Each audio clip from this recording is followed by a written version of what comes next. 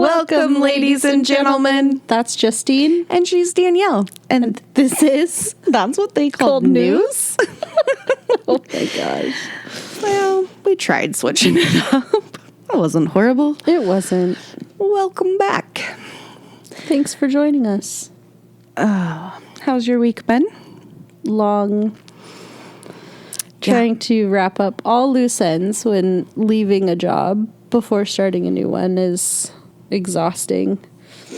Indeed. It really is. But tomorrow's my last day. And apparently we're having a party. Oh, really? Yeah. I was hoping they would give you a party. I don't necessarily feel like it's just for me because one of the high school girls that works for us also put in her 2-week notice because she's going to college. And then the owner's granddaughter she's 10, so she works in the office. Quote unquote. Yes. I mean, she does do some work. I remember helping my stepmom when I was that age. Yeah. And so she has decided that she wants the last 3 weeks of summer vacation to just be a kid. Yes. All right. So she has also put in her notice for the school year. And then we're also rolling in all of the July birthdays. So really, this isn't just Danielle's leaving and we're sad.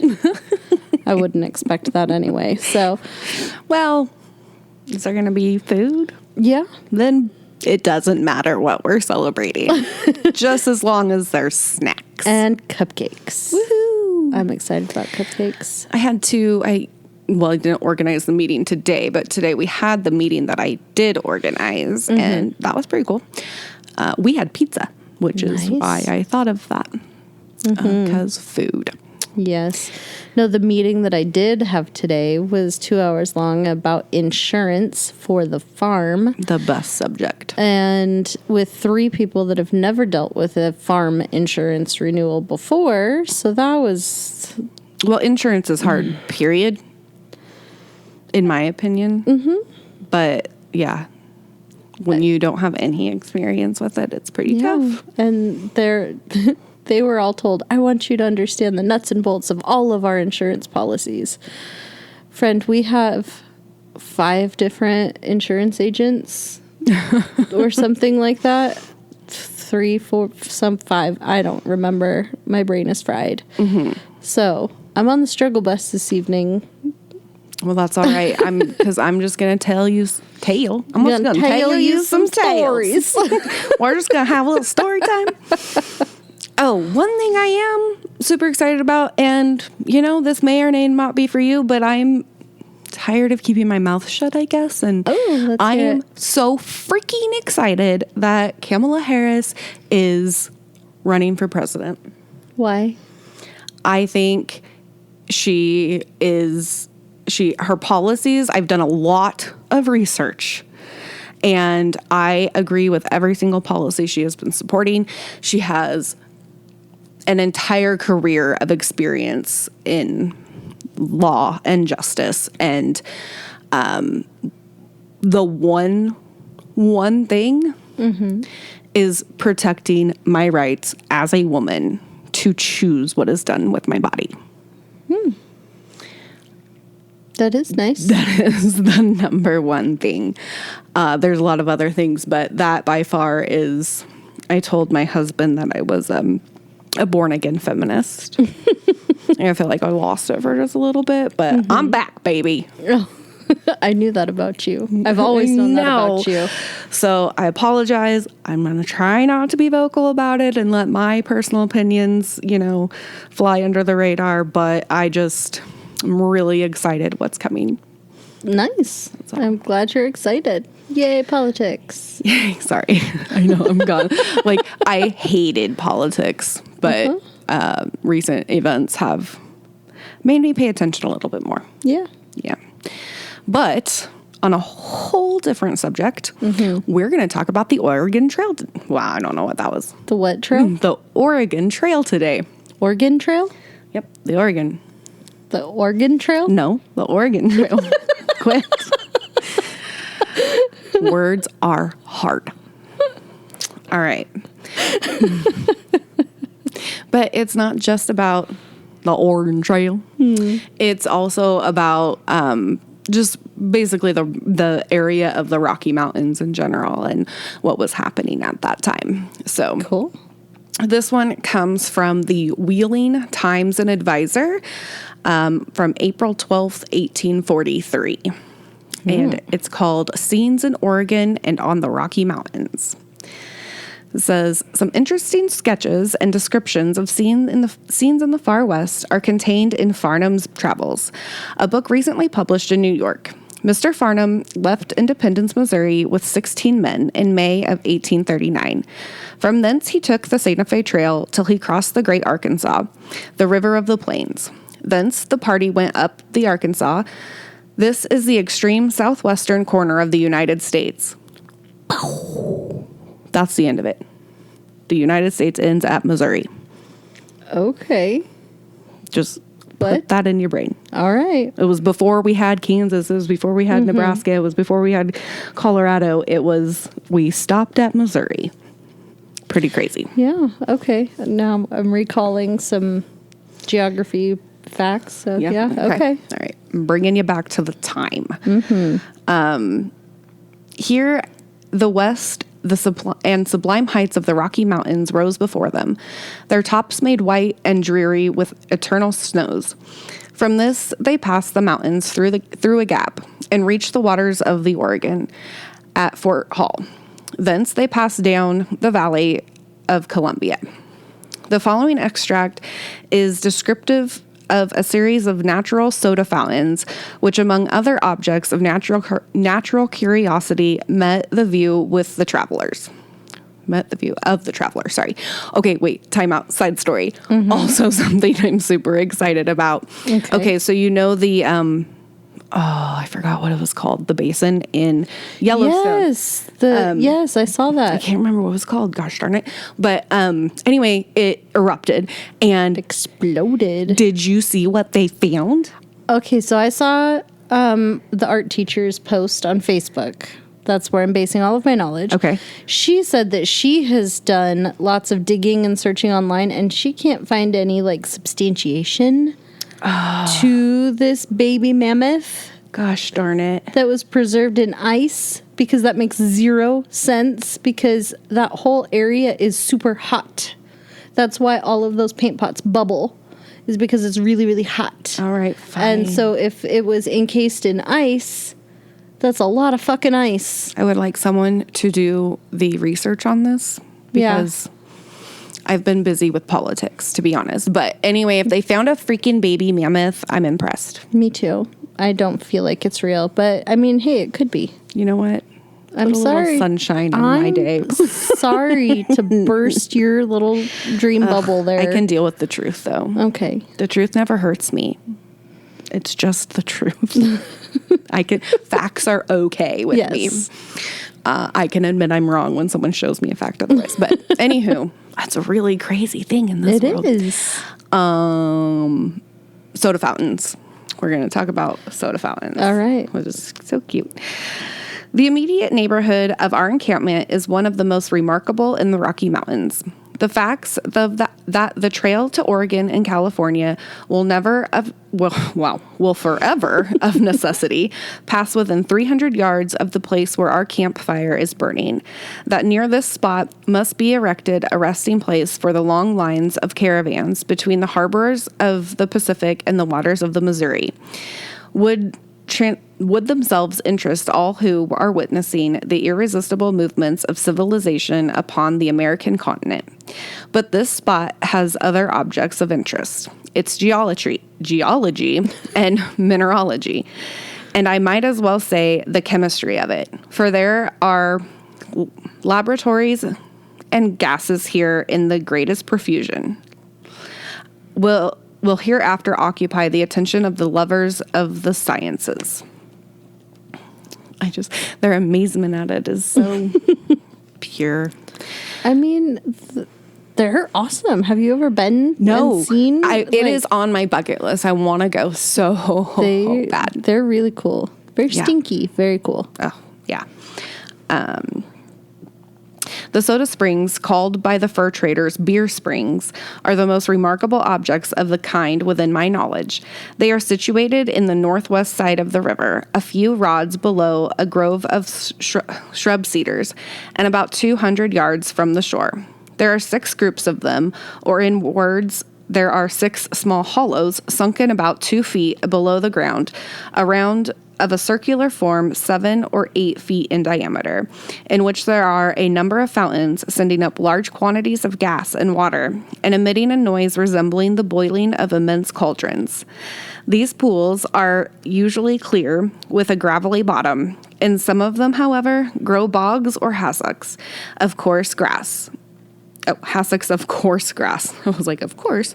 That's not the right course. Among which are many little wells, where the water bubbles so merrily that I was tempted to drink at one of them. But as I proceeded to do so, the suffocating properties of the gas instantly drove me from my purpose.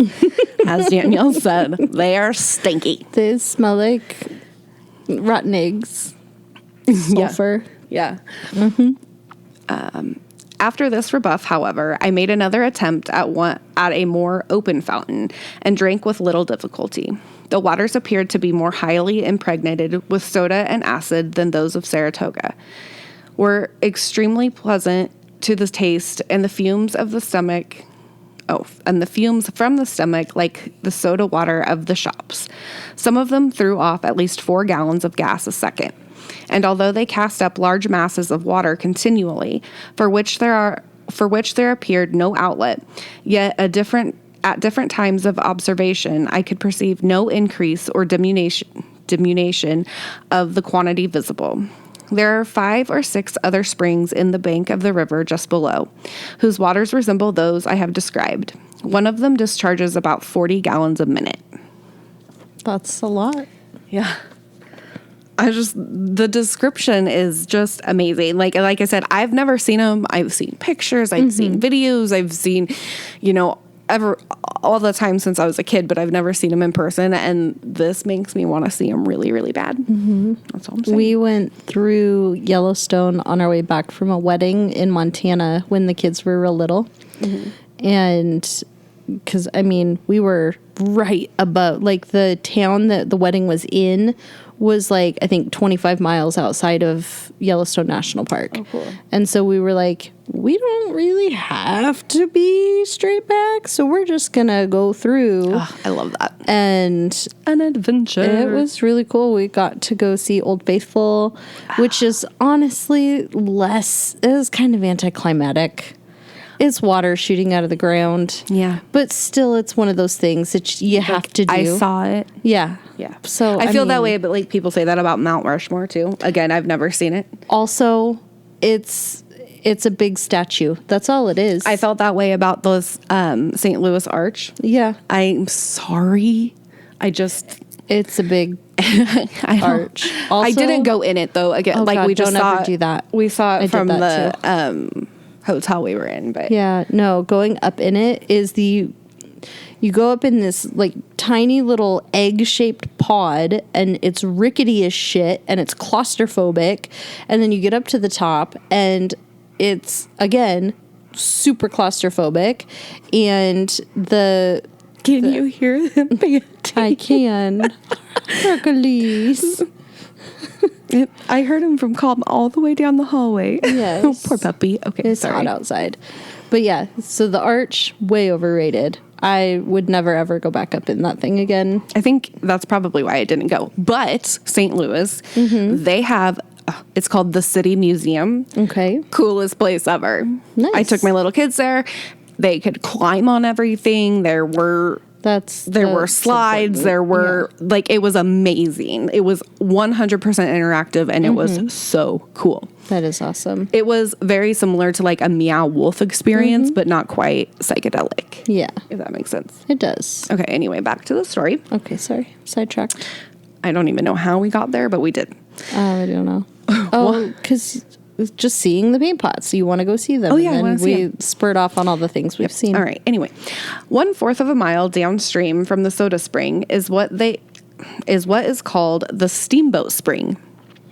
The orifice from which it casts its water is in the face of a perpendicular rock on the brink of the stream, which seems to have been formed by the depositions of the fountain. It is 8 inches in diameter. 6 feet from this, and on the horizontal plane of the rock, is another orifice in the cavern below.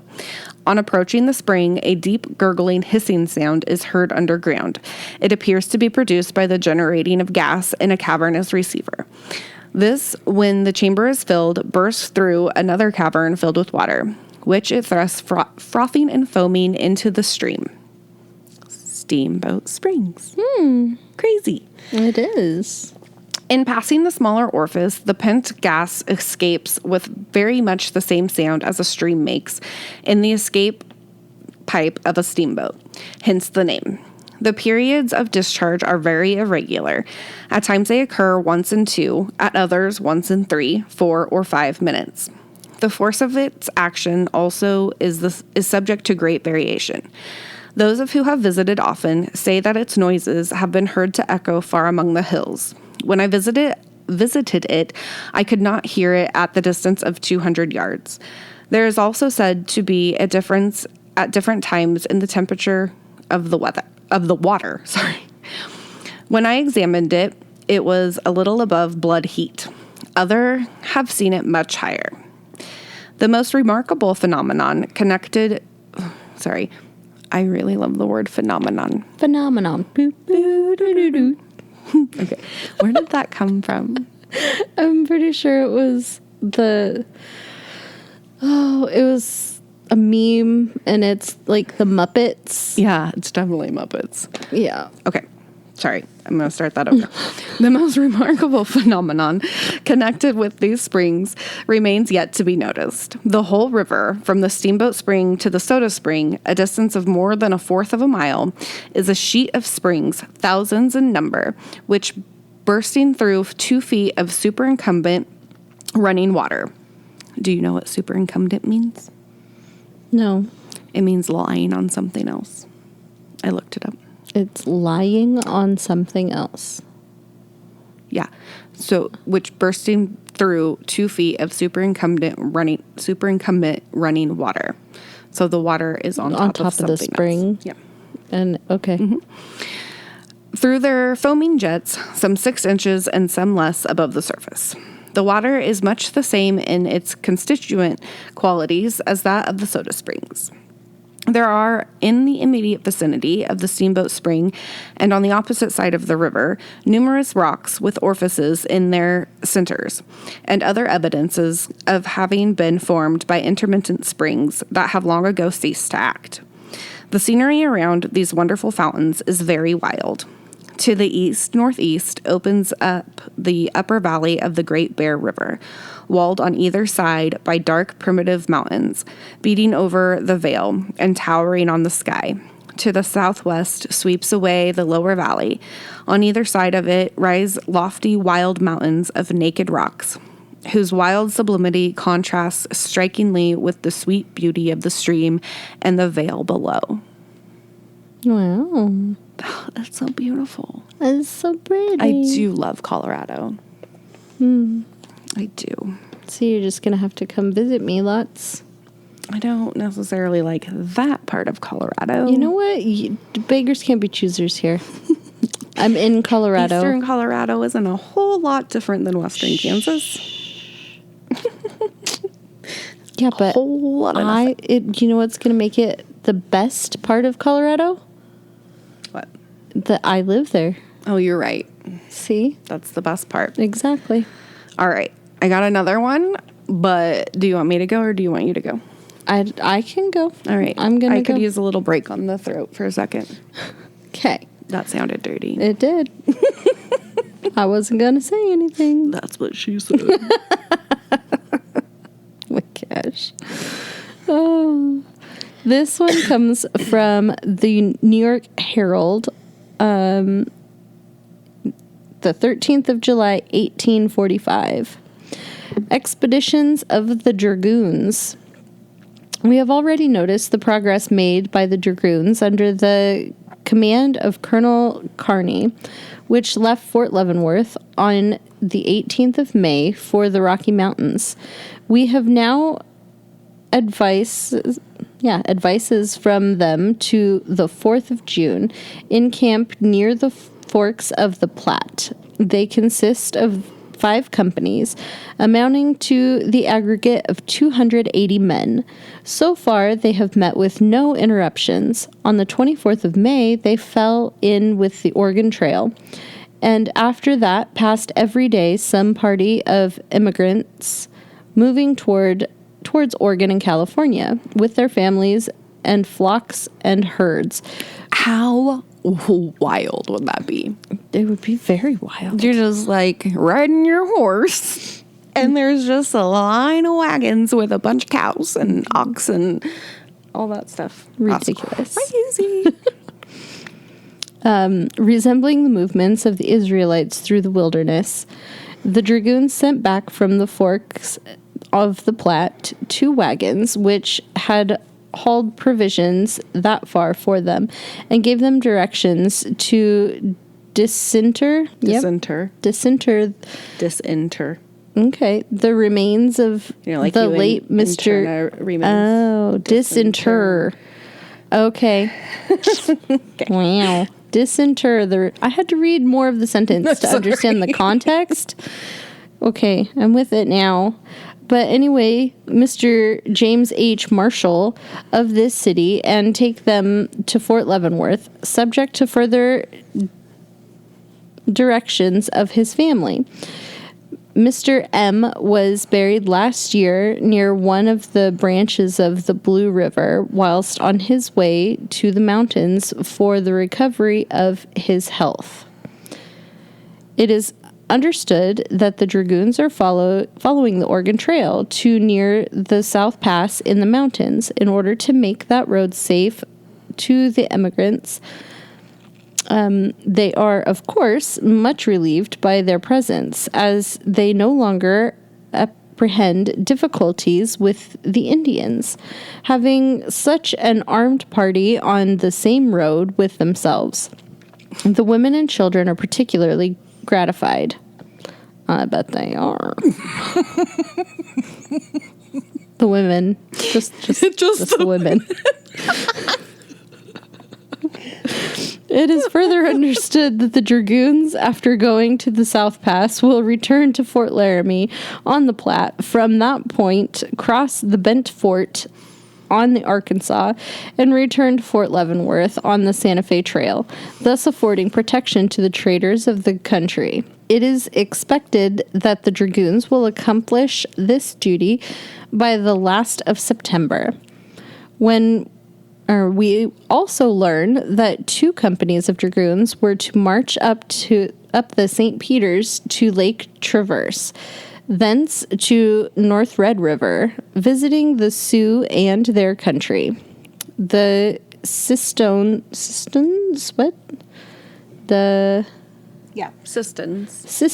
have complained of the half-breed from the settlement in Canada coming into their country, quarreling with them, and killing their buffalo. I mean, valid. Yeah, don't kill my buffaloes. Don't do it. The dragoons will put a stop to such incursions. We are glad to see the dragoons thus safely employed. It is by such service that they will recommend themselves to the country and answer the ends for which these regiments were raised.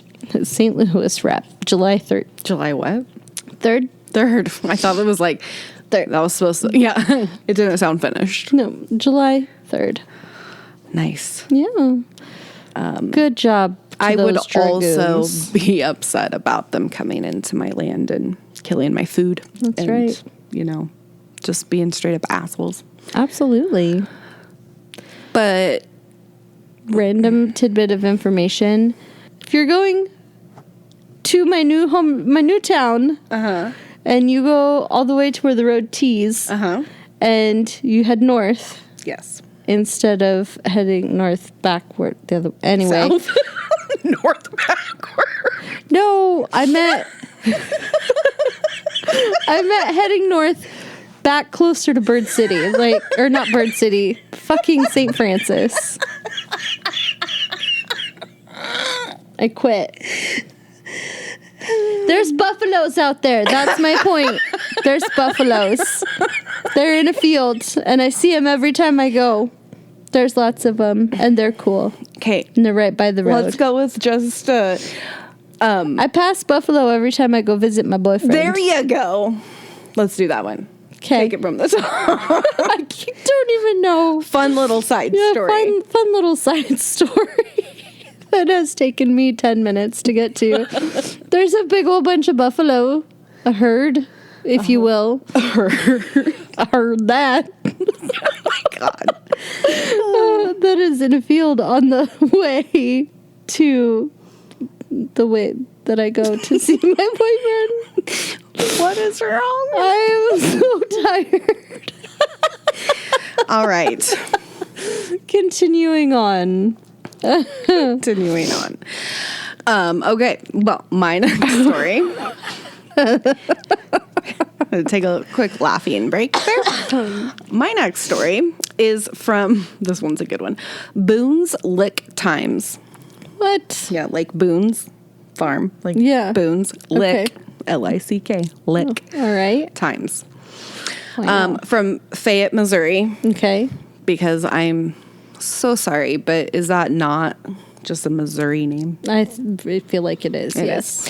May 31st, 1845. I have in-laws in Missouri. I love Missouri. I plan on moving there at some point, just so we're clear.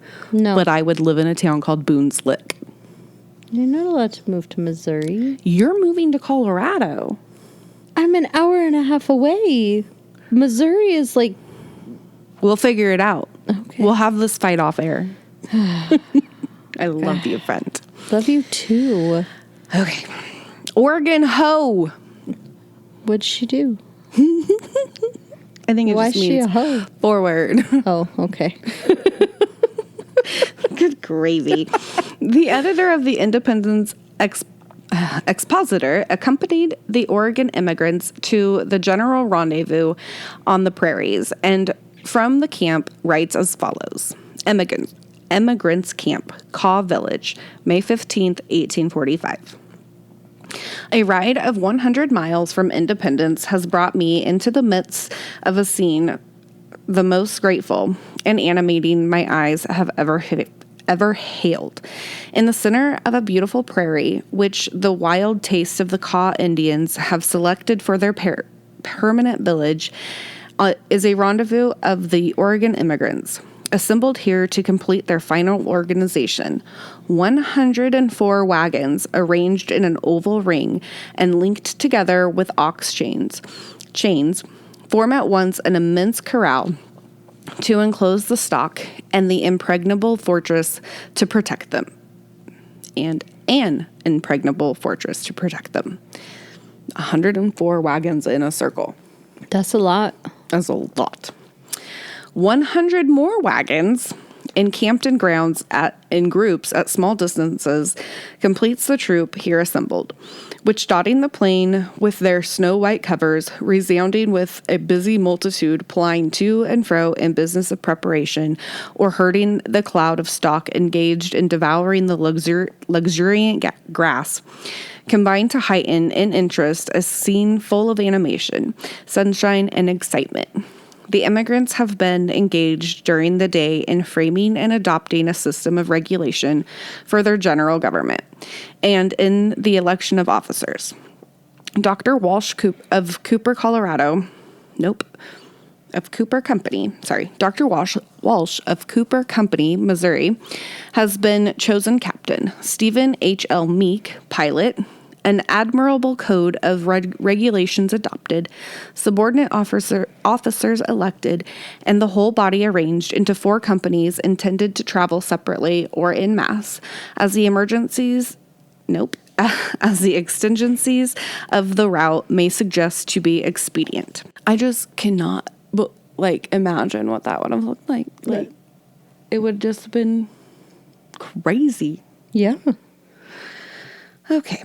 From the census, which I have succeeded in taking, there were present males 421, females 138, children, boys 240, girls 209, Total of children, 448.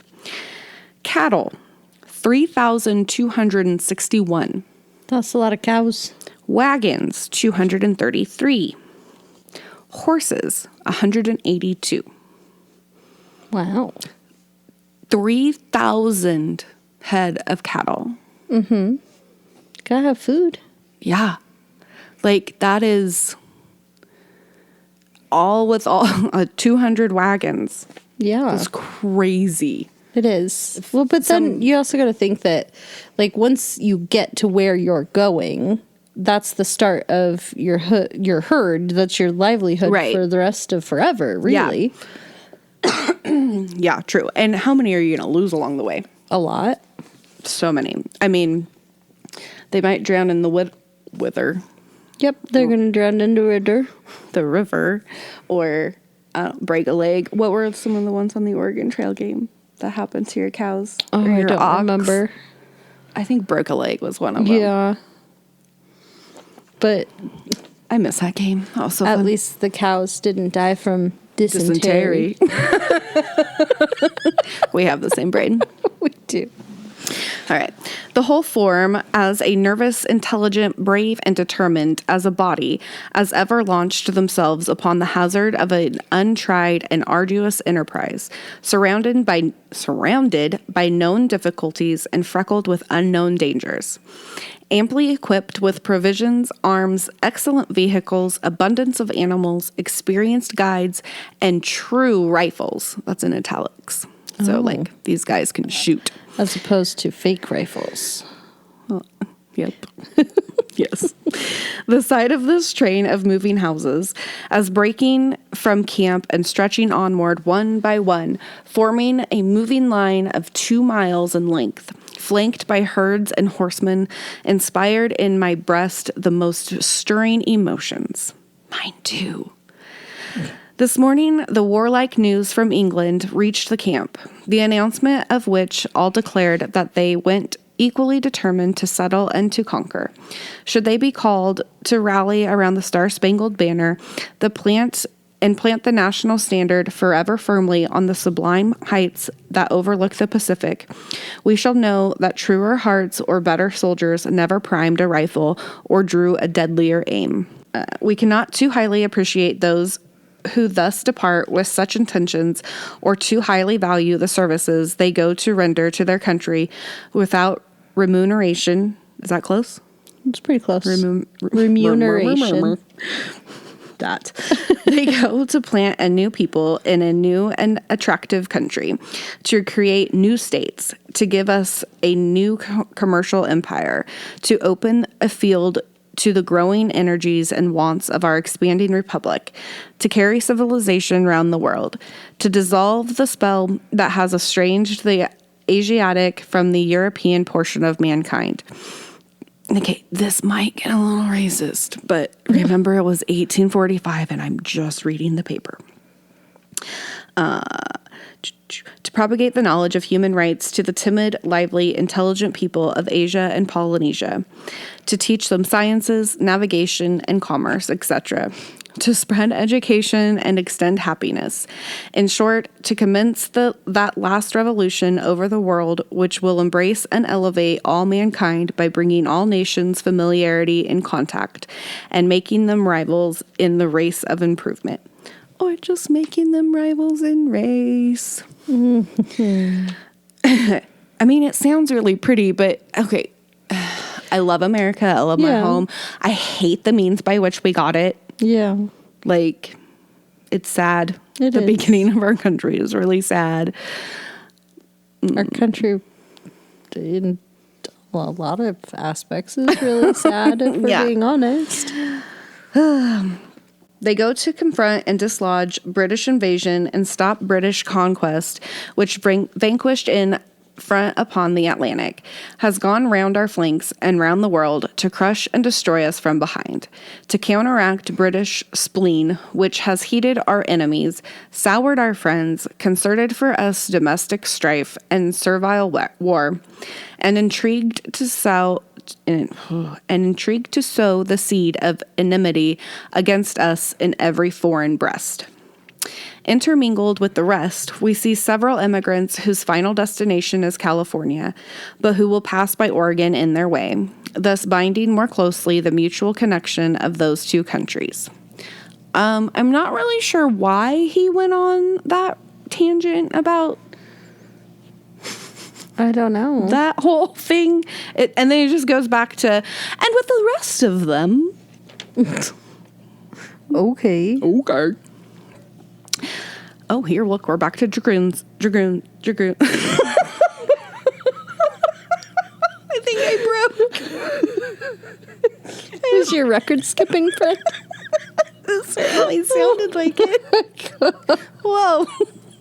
Rewind.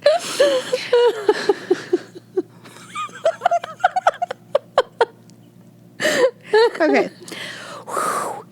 5 companies of dragoons, 250 strong, will depart from Leavenworth on the 18th, under orders to proceed by the Oregon Trail to the head of Sweetwater, the eastern limit of Oregon, and returning thence by Laramie, which was spelled with a Y, to pass along the eastern base of the Rocky Mountains to Bent's Ford on the Arkansas, reaching home in about 5 months by the Santa Fe Trail.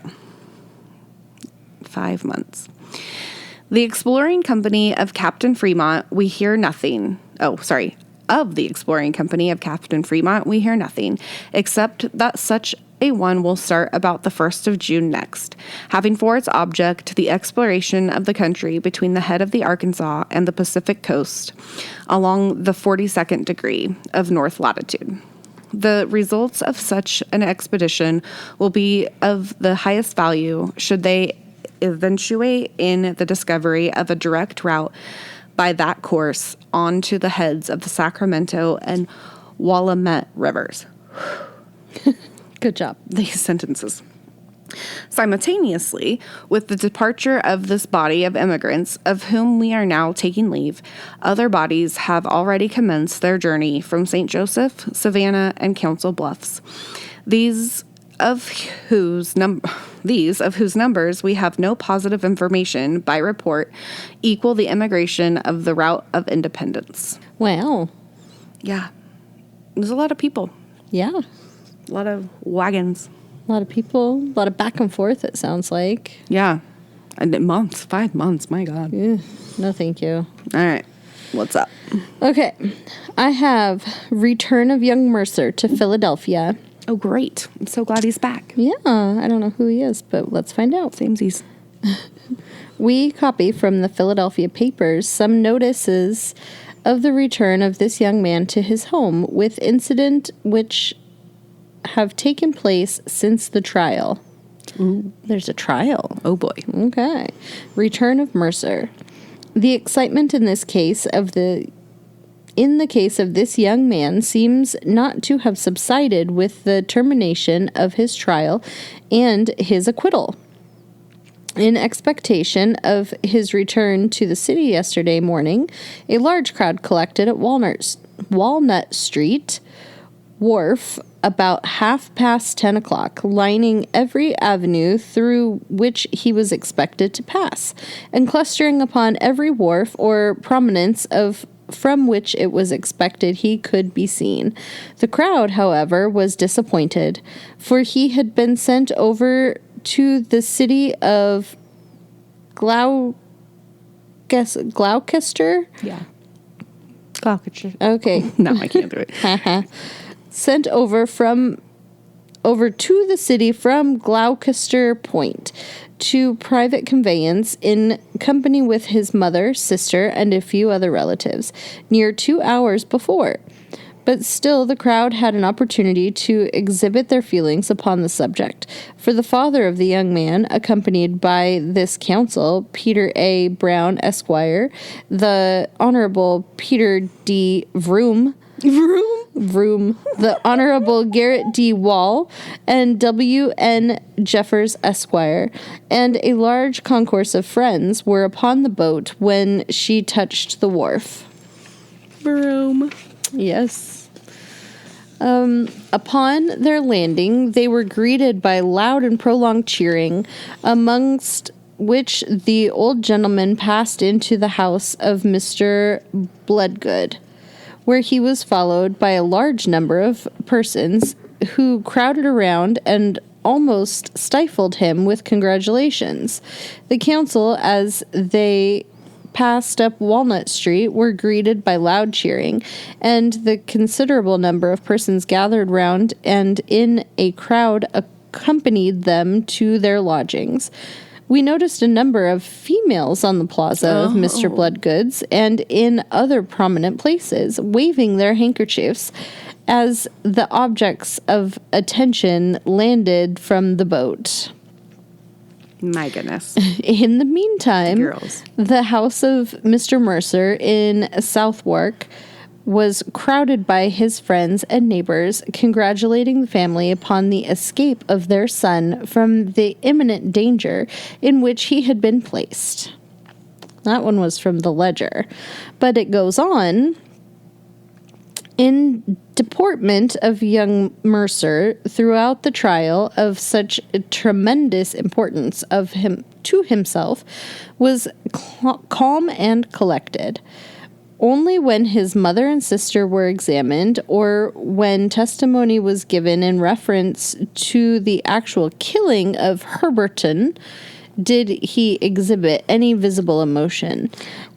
And even then, there were no exaggerated developments of feelings.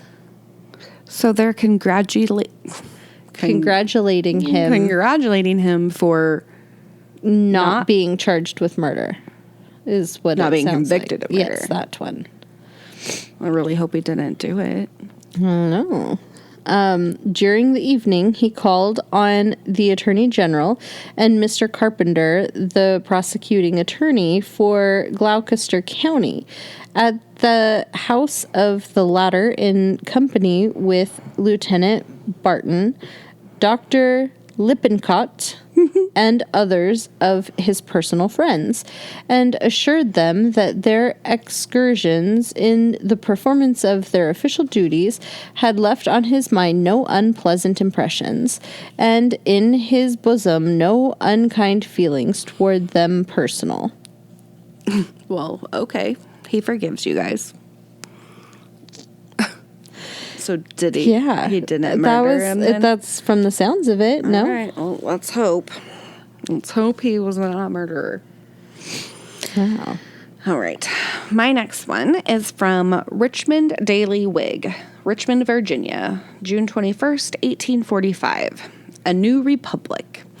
The editor of the New York Tribune has conversed with a hardy pioneer who recently visited Oregon, and who says that a majority of the immigrants are disappointed and dissatisfied with the country, and many of them leave as soon as possible for California, which he regards as a fine country, warm enough with a good portion of rich and arable soil in spite of its mountains, and yielding good crops in spite of the absence of rain in the summer. He thinks the immigration to California, both from Oregon and the states, will inevitably and rapidly increase, and that those who have started from Missouri this year will, in good part, when they come to the point where the two routes diverge, follow down the Bear River and so into California, rather than cross to the Sohafton and pursue the trail to Oregon. The independence of California, as respects Mexico, has been settled in the minds of her people, a large portion of whom are immigrants from the United States. But in his judgment, a majority of the present inhabitants, both of Oregon and California, are adverse to dependence on any distant power and resolved on a government of their own, or of united Oregon and California in one free republic. The Philadelphia Inquirer. What a different world this would be if California and Oregon, which I think was almost the whole coast. I'm not really sure about the territories back in that day. I didn't do great in government or history. Those were my two worst subjects. Look at us now. Look at us now. We're learning so much. But yeah, just like to have a whole nother country on that side. Well, because California... Or if Mexico was all the way there. Well, because Mexico owned California and Texas and, like, all of that stuff for a long time, so... It's pretty crazy. I know. It'd be nuts. Yeah. Anywho. Do you have more, or do you want me to go? I got one more. Okay. And then I have lots more. Oh, well, you better go. Get a couple. Okay. Get a couple. Sure. Okay, so this one is it's a little racisty. Again. Just throwing that out there. I'm just reading. Okay, so I just want to explain my process for including these because it is not a racist thing. I think it is important to know where we came from in order to move forward in a better way. Yeah. So I don't think that the severity of racism at this time in our history is fully understood by a lot of people. And so when you hear these things so casually stated, to think how far we have come and how far we have yet to go, it just really puts things into perspective. Yeah. And that is the reason. Okay. Continue. So this one says the Circuit Court of the United States for the District of Alabama has decided that the marriage of a white man and an Indian woman, according to the forms and customs of the Choctaw Nation, is void. That a civilized man is incapable of contracting marriage with a savage. A savage. And that their offspring is illegitimate and could not inherit. That is awful. It is. It's ridiculous that they would think that just because she had different colored skin that it couldn't be a legitimate marriage. Or lived a different way of life. Yeah. Or any of it. Yeah. It's just sad. It is. I'm glad we're moving in the right direction, folks. Yes. At least most of us are. Yeah. Okay, this next one says, by the good intent line. Okay. A row took place in the hall of the House of Representatives of Pennsylvania on Saturday last follows. Mr. McGowan, a member, was standing with Mr. Bratton, editor of the State Capitol Gazette, both locals, near the speaker's chair. The first trouble observed was in the use of fists, then chairs. Oh my God. And then a dirk by that escalated Mr. quickly. McGowan, who stabbed Bratton in the shoulder pretty severely, but not dangerously. Oh dear. They were then separated. McGowan taken into custody and held to bail for his appearance at the next session on a charge of assault and battery. A committee of the House was appointed to investigate the matter. That was in the Senate? Yeah, the House of Representatives. Yeah. Oh, boy. My goodness. I guess maybe that's when they started patting everybody down. I don't know. So, I want to know what they were fighting over. Oh, Jesus Christ. It was probably something. Well, I hope it would be for a good reason, but it probably wasn't. Right. How about training day? Woohoo. Yesterday being the last... You get to have training day soon. I do. I'm excited. Hooray. Yesterday being the last Friday in May was witness to the usual ridiculous census for which that day is famous all over the state. Time was with the militia musters where at late... Time was when these militia musters were at least amusing. But as civilization is advanced, They appear so excessively ridiculous as hardly to excite a feeling above disgust. If the legislature much longer closes their eyes to this folly and their ears to the voice of public sentiment on the subject, we shall be tempted to preach up repudiation, recommending every good citizen to repudiate the payment of a fine exacted from him by the state for refusing to make a fool of himself by turning out on these occasions. That's probably what they were fighting about. Oh my goodness. Oh, Lordy. Lordy. You mean go? If you want to. I mean, there's still 2 whole pages. But the last one looks pretty long that you typed up for me there. Do you want me to do the little one? Yeah, do the little one. Okay. So, a man named Macaulay was sentenced to be hung in Iowa Territory on the 31st Ultimo, or last month. Last month, yeah. We had to stop and look it up, but we figured it out. We're smart. We did. Yep, that totally negates us being smart. We fooled them for a second. And then I fucked it up. Anyway, thousands assembled, many from a great distance, to witness the operation. But it was decided that some informality had occurred in the trial and that the case should be taken to another court. But the worshipful people, who are always right, were indignant at their disappointment. Indignant. I had to pronounce every syllable. I'm sorry. It's okay. They had come too far to be treated in that way, but finding it not so easy to get at their prisoner and hang him for their own amusement by way of compensation for coming such a distance, they burnt the judge in effigy. What the ever-loving fuck? In effigy. Not the actual judge. Mm-hmm. And having made some other demonstrations, adjourning to meet again at the call of the court to which appeal had been made. They're mad that they drove all that way and didn't get to see someone die? Yes, that's what they were pissy about. Oh my God. Okay, so in a lot of ways, I feel like I really just kind of missed my century. Mm-hmm. Or decade. One of the two. I think I was supposed to be in the 1800s or the 60s. One of those two.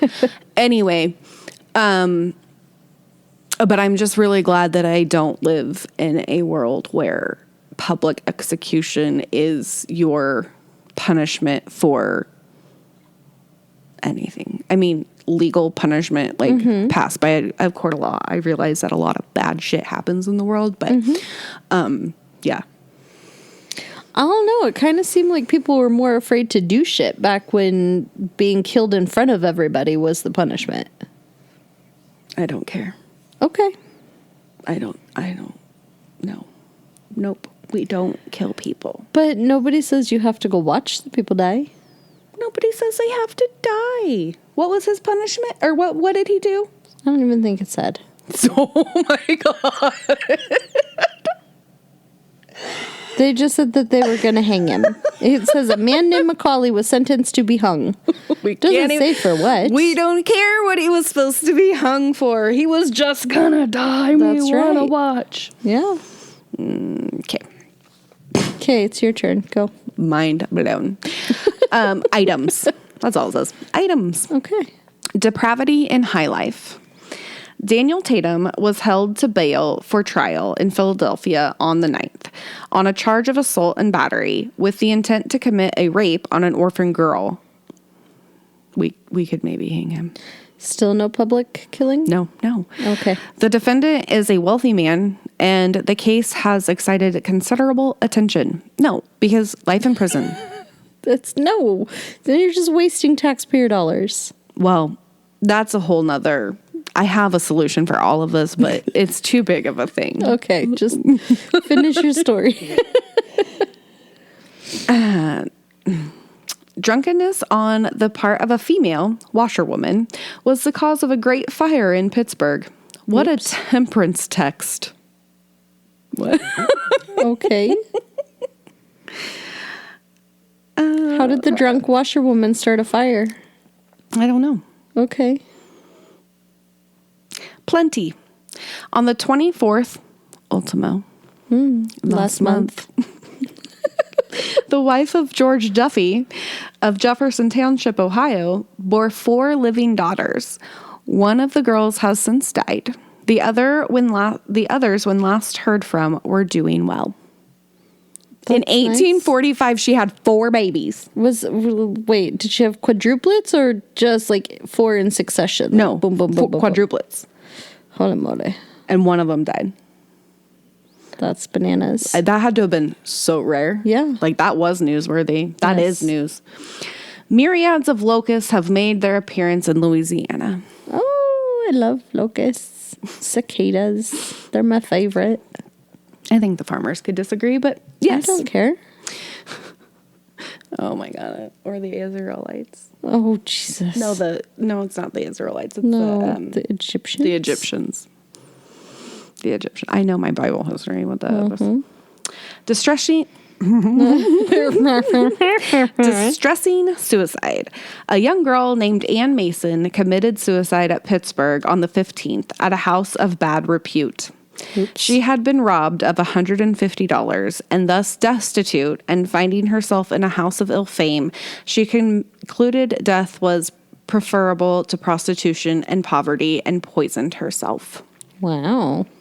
I just wonder, because maybe too much true crime, but are we sure the person who robbed her didn't poison her? Maybe she left a note. Okay. Real dark conversation, just real quick, because I am who I am. Yeah. Okay. Suicidal thoughts. I know there's a shit ton of us out there who have had them. Have you ever thought about whether or not you would leave a note? Nope. Do you think you would, or you haven't thought about it? I haven't thought about it. Oh, maybe I am just really fucked up. I wouldn't leave a note. If I'm going to kill myself, why would I take the time to leave a note? I don't know. Maybe to try to convince your family that it wasn't their fault or something? I don't know. No, like, I don't know. I'm sorry, family. I'm never going to do it. I have my mental health in check. I'm just saying that intrusive thoughts are a thing, and that I've thought about it, and I don't think I would leave a note. Okie dokie. So on that note, if you ever find me suicided and there's a note, it was actually murder. It was murder. Absolutely. Okay. Just so we're clear on that. Red flags. Okay. Righteous judgment. At New York on the 10th of last month, 2 young soaplocks named James Matthews and Marcus Snow were tried and found guilty of an attempt to outrage an innocent girl named Harriet Forbes. Do you know what soaplocks are? No. It could mean gang members. Oh. But they were trying to outrage somebody? Yeah, there's more. Okay. They were sentenced to the penitentiary for 4 years. She had gone to New York to seek employment and was decoyed into a house of bad repute where the attempt was made, when some officers, hearing her screams, rescued her and arrested the prisoners. So they were attempting to rape her. Okay. That makes more sense. Yeah, but we can't say that. No. Because it was the 1840s. People still don't want to say it now. True. All right. Finish us out. The grand finale. I'll do my best. Okay. The singular murder trial in Troy. The trial of Harry S. Green for the murder of his wife was going on in Troy last Thursday. A connected history of this case is given by the Troy Budget you get. I just totally missed the D, that's all. Missed the D. Oh. Anyway. That's what she said. All right. Okay. In November, the prisoner, who was a merchant, was burnt out and thrown out of business. Soon after, a company of temperance performers made an exhibition in that town. A young lady named Mary Ann Wyatt, aged some 18 years of age, was in the company, who, by her fine personal appearance, won a stronghold upon the affections of the people, and particularly of the prisoner, who at once enlisted with the company in their performances. The company, not meeting with much success in some adjoining towns, disbanded at New Lebanon, and soon after, Green returned to Berlin, informed his friends that he was to be married a week from the next Saturday night, and invited them to attend his wedding at New Lebanon. But such was the haste of the prisoner to make sure of his prize that he did not wait until the appointed time, but celebrated the marriage ceremony on the Sunday previous. Again, she was raped. Or that's certainly the way it sounds. On Tuesday night, the bridegroom and his bride at the house of something that I'm not going to try to pronounce because it's German in Berlin. On Wednesday, the prisoner received a visit from his mother and sister and held a long interview with them. On Friday morning, the scene of woe commences. On that morning, the prisoner produced a box of pills, as he said, for his own use, and returned to Mr. Hull's, where they were boarding. Mrs. Green, having a slight cold, was induced to take 6 pills at the hands of her husband, although against her better convictions. Soon after, she was taken with distress and burning at her stomach. On Saturday morning, she was easier, but not well enough to rise. At 12 o'clock, the prisoner was in the store of Dennison and Streeter among a number of his friends. During a pause in the conversation, the prisoner exclaimed, "A rat! No, mouse!" pointing at the shelf and stating that a rat had run behind the cinnamon bag, but no one else noticed the rat or mouse. Okay. Important details, I'm assuming. Sure. Prisoner then asked Denniston why he didn't put arsenic on the shelf. Some conversation ensued as to the safety of using arsenic. When Green said he did not think it dangerous, Green inquired how much arsenic it would take to kill a person. Oh my God. And soon after went to Hull's and prepared a solution for his wife, remarking that he was going to give her some soda. Shortly after, Green having left the house, Mrs. Hull found Mrs. Green vomiting in great distress and apparently at the point of death. Dr. Hull was sent for and found the sufferer under the symptoms usually attending poisoning by arsenic. Weird. He made strict inquiries as to the medicine administered, left prescriptions, and took his departure, leaving also a strict injunction that no drink should in any event be given her. Not long after the doctor left, Green, however, presented his wife with a tumbler of a solution in it. Mrs. Streeter said the doctor had prohibited any drink, but Green said it was cream of tartar, which might be taken. She was finally persuaded to take it, and soon after the vomiting returned with increased violence. Dr. Hull, during the evening, visited his patient several times and prescribed for her for cholera morbus. Okay. The patient was then put under the charge of a Mrs. Whiteford, who remained with her until Sunday morning. Up to this time, there was not the slightest suspicion entertained of the patient having been poisoned, except with Dr. Hull, who mentioned his suspicion to his wife on his return from his first visit, which had, however, been quieted by the answers he had received to his inquiries. Good job, Dr. Hull. During the night, Mrs. Whiteford went below, leaving the patient in charge of her husband. When she returned, she found Green in a cot, and the patient informed her that her husband gave her a powder. She exclaimed that the doctor had prohibited powders. The patient said that Henry had given it to her, and Mrs. W. looked upon the table and found all the powders left by the doctor untouched. Mrs. W. lay down upon the cot, and her suspicions being aroused, she watched the motions of Green, and soon after she saw him offer his wife some crust coffee, which he had been preparing. The patient tasted it, but remarked that it did not taste as the coffee did when Mrs. W. made it, but insisted on having it from the pitcher. At 5 or 6 o'clock in the morning, the prisoner left the house on business.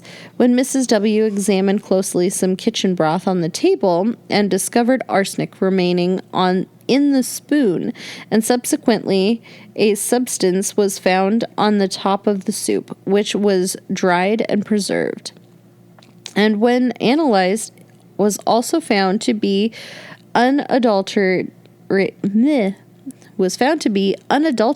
arsenic. For 4 or 5 times at least, a substance was found in drinks and medicines administered to his wife by Green, which resembled arsenic, but specimens of some of them were not saved.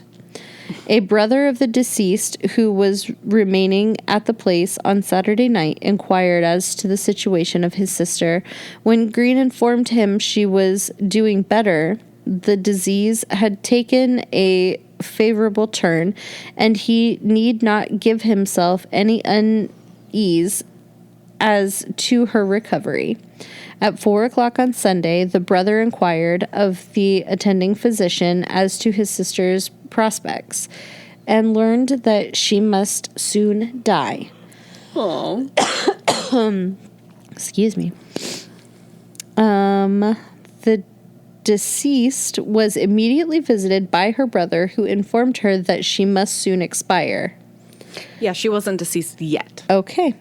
They just call her the deceased because she's dead now, just like they call him the prisoner. Okay, that makes sense. Yeah. She expressed a wish to see her mother. She afterwards called her husband and asked him if she had ever deceived him in any respect, and he said no. Fucking liar. If she had said or done anything to injure his feelings, and he made the same answer. She then called Dr. Hull to her bedside, informed him that she was about to die, and told him that everything her husband had administered to her since she was taken sick had distressed her. And once, when she asked him for some wine and water, he poured a white powder into it. Mr. B. Steeler was called in. The same facts were communicated to him. At this interview, she was compelled to suspend her narrative until she rested, but became worse, and never was able afterwards to tell the rest of her story. Her malady increased consistently until 10 a.m. on Monday, when she died. That's a badass bitch. She was like, come here. I need to tell you something. Yeah.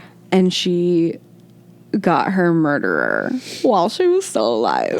That's pretty awesome. The fact that he was so ballsy to just, like, be dumping... Yeah, like, he didn't think they would notice. That's... Okay. All right. Those boys are dumb. Most boys... I mean, there's some super dumb girls, too. Don't get me wrong, but, you know. Amen. I mean, I think we've proven ourselves to be in that group every once in a while when we're tired. It's been a rough one, okay? It has. It's almost the weekend. I know you guys are probably not listening to this one. Cheers to the freaking weekend. I'll drink to that. Yeah. It's like, I know the song. Oh my gosh. All right. Thanks for listening. We love you. Bye-bye.